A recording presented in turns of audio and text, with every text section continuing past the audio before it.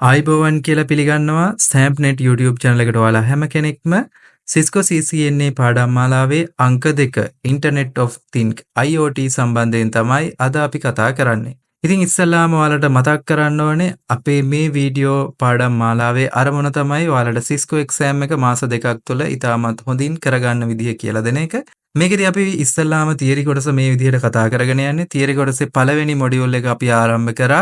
ඒ module එකේ පළවෙනි video එකෙන් අපි කතා කරා අන්තර්ජාලය සහ දේශීය ජාල සම්බන්ධයෙන්. ඒ වගේම දේශීය ජාලවල කොටස් සම්බන්ධයෙන්ුත් අපි කතා කරා.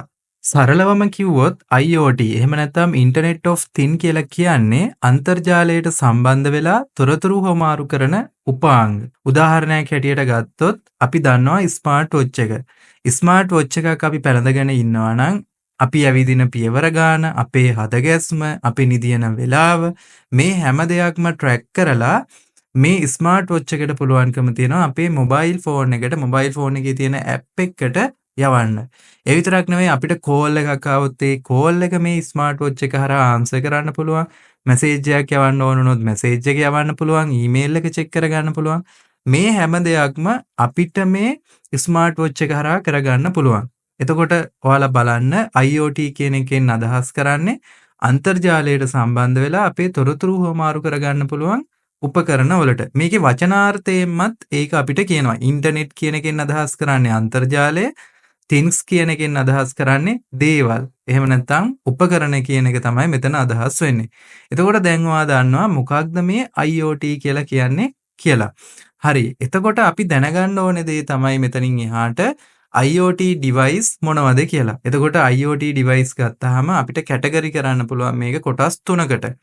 පළවෙනි එක තමයි mobile devices, දෙවෙනි එක තමයි home devices, තුන්වෙනි එක තමයි other connected device කියන මෙන්න මේ තුන. ඉතින් මම මෙතනදී ඔයාලට මේ කැටගරි තුනට අදාළව devices කිහිපයක් ගැන කියලා දෙනවා. ඔයාලත් මෙතනින් එහාට පොඩ්ඩක් ඉන්ටර්නෙට් එක සර්ච් කරලා මේ device ගැන හොයලා බලන්න ඕනේ. මම මෙතනදී අපිට exam එකට යනකොට සරලව basic දැනගෙන ඉන්න ඕනේ කාරණා ටික කියලා දෙන්නම්.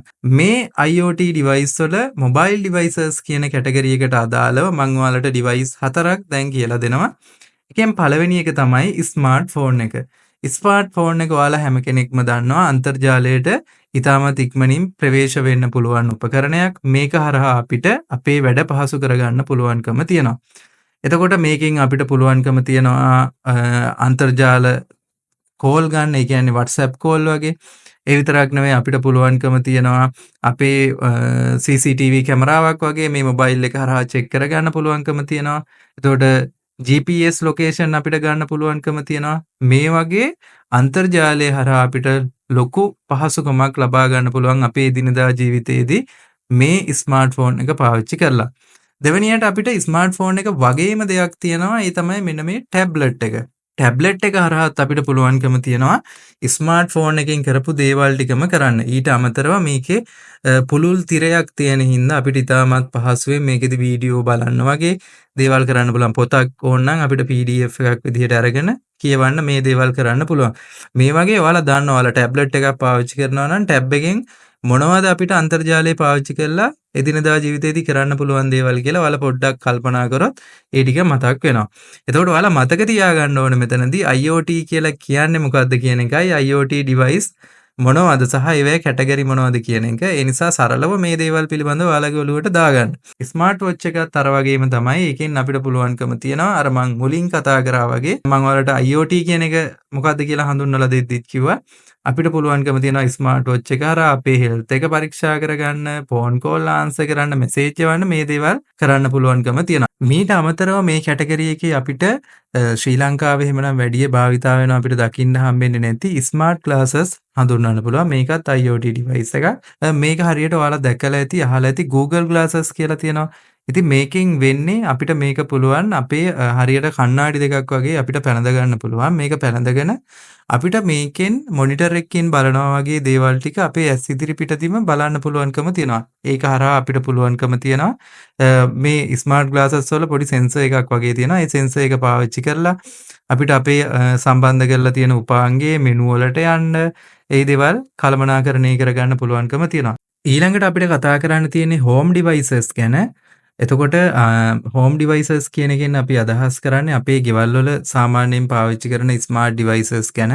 මේවා ගොඩක් තියෙන්න පුළුවන්. හැබැයි මම මෙතනදී මට පහසු වෙන්න මම කිහිපයක් ඔයාලට කියලා දෙන්නම්. මම මේකෙන් කතා කරන පළවෙනි ස්මාර්ට් හෝම් ඩිවයිස් එක තමයි අපේ ගෙදර තියෙන ස්මාර්ට් ටීවී එක. ඔයාලා දන්නවා අපේ ගෙවල් වල තියෙන ස්මාර්ට් ටීවී. මේකත් IoT ඩිවයිස් එකක්. මේක හරහා අපිට පුළුවන්කම තියෙනවා අන්තර්ජාලයට ඇක්සස් කරන්න. ඒ විතරක් නෙමෙයි අපිට මේකෙන් ටීවී බලන එක විතරක් නෙමෙයි YouTube බලන්න වෙනත් වෙබ් සර්ච් කරන දේවල් ඒ විතරක් නෙමෙයි ඊමේල් උනත් අපිට මේකෙන් පාවිච්චි කරන්න පුළුවන්. ඉතින් මේ වගේ ගොඩක් වැදගත් දෙයක් තමයි මේ IoT ඩිවයිස් එකක් තමයි මේ ස්මාර්ට් ටීවී කියන එක. ඊට අමතරව අපිට ගොඩක් ළඟ තියෙන දෙයක් තමයි තවත් ගේමින් කොන්සෝල් එක. මේ ගේමින් කොන්සෝල් එකත් හොඳ IoT ඩිවයිස් එකක්. මේක පාවිච්චි කරලා අපිට ගේම් ඩවුන්ලෝඩ් කරලා ප්ලේ කරන්න පුළුවන්කම තියෙනවා. මීට අමතරව ඔයාලා දන්නවා අපේ ගෙවල් වල හයි කරන CCTV කැමරා වගේ දේවල් තියෙනවානේ. මේ CCTV කැමරා අපිට Wi-Fi හරහා කළමනාකරණය කරන්න පුළුවන්, අපිට පරීක්ෂා කරලා බලන්න පුළුවන්, වෙනස් කරන්න පුළුවන්, settings හදන්න පුළුවන්, වීඩියෝ සේව් කරගන්න පුළුවන්. මේ වගේ ගොඩක් දේවල් අපිට පුළුවන්කම තියෙනවා අන්තර්ජාලයට සම්බන්ධ කරලා කරගන්න. එතකොට ඔන්න අපි ඩිවයිස් 3ක් ගැන කතා කරා. ඊට පස්සේ තව ඔයාලා දන්නවා මම මෙතනදී පොදුවේ කියන්නම් අපේ ගෙවල් වල එක එක ස්මාර්ට් උපකරණ තියෙනවා. උදාහරණයක් හැටියට අපිට ෆෝන් එක පාවිච්චි කරලා අපේ ගෙදර බල්බ් නිමන්න පත්තු කරන්න පුළුවන්. එතකොට අපේ ගෙදර ෆෑන් ඔන් කරන්න පුළුවන්. ඊට පස්සේ සමහර වෙලාවට දියුණු රටවල නම් වොෂින් මැෂින් එක පවා ජංගම දුරකථනයෙන් අපිට ඔන් කරන්න ඕෆ් කරන්න ටයිම් හදන්න මේ දේවල් කරන්න පුළුවන්. ෆ්‍රිජ් එක, oven එක මේ ඕන දෙයක් අපිට යූස් කරන්න පුළුවන්. මේ ස්මාර්ට් ඩිවයිස් පාවිච්චි කරලා. එතකොට ඔයාලට පේනවා ඇති නිවසක ගොඩක් වෙලාවට IoT ඩිවයිස් පාවිච්චි කරනවා. සාමාන්‍ය නූතනයේ අපේ ගෙවල් වල වැඩිපුර පාවිච්චි නොවුනට ඇත්තටම දියුණු රටවල් වල මේ දේවල් සාමාන්‍ය විදිහටම පාවිච්චි වෙනවා. එතකොට ඔන්න IoT ඩිවයිස් කියලා අපි කැටගරි දෙකක් ඉගෙන ගත්තා. මොබයිල් ඩිවයිසස් සහ හෝම් ඩිවයිසස් කියලා. එතකොට ඊළඟට අපිට කතා කරන්න තියෙන්නේ other connected device කියන එක. මේවා සාමාන්‍යයෙන් අපිට නිතරම දකින්න ලැබෙන්නේ නැති දේවල්. දකින්න ලැබුණත් අපිට මේවා අන්තර්ජාලයට සම්බන්ධ වෙලාද තියෙන්නේ කියලා අවධානය යොමු වෙන්නේ නැති දේවල්. හැබැයි අපි මේ දේවල් දැනන් ඉන්න ඕනේ. මොකද අපි නෙට්වර්ක් ඉංජිනේරුවෙක් එහෙම නැත්නම් ජාලකරණ ඉංජිනේරුවෙක් වෙන්න යන්නේ. ජාලකරණ ඉංජිනේරුවෙක් වෙන්න නම් ජාලවලට සම්බන්ධ වෙන ඩිවයිස් ගැන හොඳ අවබෝධයක් තියෙන්න ඕනේ. ඉතින් මම මෙතනදී ඉස්සෙල්ලාම ඔයාලට other connected device යටතේ කියලා දෙන්නම්. ඔයාලා දැකලා ඇති ස්මාර්ට් කාර්. දැන් අලුතෙන් හදන කාර් වල ඔයාලා දැකලා ඇති අන්තර්ජාලයට සම්බන්ධ වෙන්න පුළුවන් ඇප් තියෙනවා. ඔයාලා දැකලා ඇති කාර් එකේ ඉස්සරහා ඩිස්ප්ලේ එකක් තියෙනවා. මේ ඩිස්ප්ලේ එකෙන් අන්තර්ජාලයට යන්න පුළුවන්, YouTube යන්න පුළුවන්, ඊමේල් චෙක් කරන්න පුළුවන්, කෝල් ගන්න පුළුවන්, ආන්සර් කරන්න පුළුවන්. මේ වගේ ගොඩක් දේවල් මේ කාර් වලට දැන් ඇතුළත් කරලා තියෙනවා. එතකොට මේ තියෙන්නේ ප්‍රවාහනයේදී මේ IoT device පාවිච්චි කරන අවස්ථාවක්. අලුතෙන් එන බස් වල පවා දැන් ලංකාවේ එහෙම තියෙන බස් නම් මේ පරණ බස්නේ තියෙන්නේ. වෙනත් දියුණු රටවල් වල මේ හැම දෙයකටම access තියෙනවා. ඒ විතරක් නෙමෙයි ඔයාලා දැකලා ඇති ඔයාලා හොස්පිටල් එකකට එහෙම ගිහින් තියනවා නම් සමහර හොස්පිටල් වල තියෙන ඩිවයිස් කෙනින්ම අන්තර්ජාලයට සම්බන්ධ කරලා තියෙනවා. එතකොට ඒ වෛද්‍ය වාර්තා වගේ දේවල්, data මේ දේවල් කළමනාකරණය කරන්න මෙඩිකල් ඩිවයිසස් ගොඩක් පාවිච්චි කරනවා. එහෙම පාවිච්චි කරන ඩිවයිස් එකක් තමයි මේ පේස්මේකර් කියන එක. මට මතක් වෙච්ච දේ තමයි පේස්මේකර් කියන එක. මෙන්න මේ වගේ මෙඩිකල් ඩිවයිසස් තියෙනවා අන්තර්ජාලය භාවිතා කරලා ඒ රෝහලේ ඇති වැඩ පහසු කරන්න පාවිච්චි කරන දේවල්. ඒ විතරක් නෙවෙයි RFID කියන ටැග්.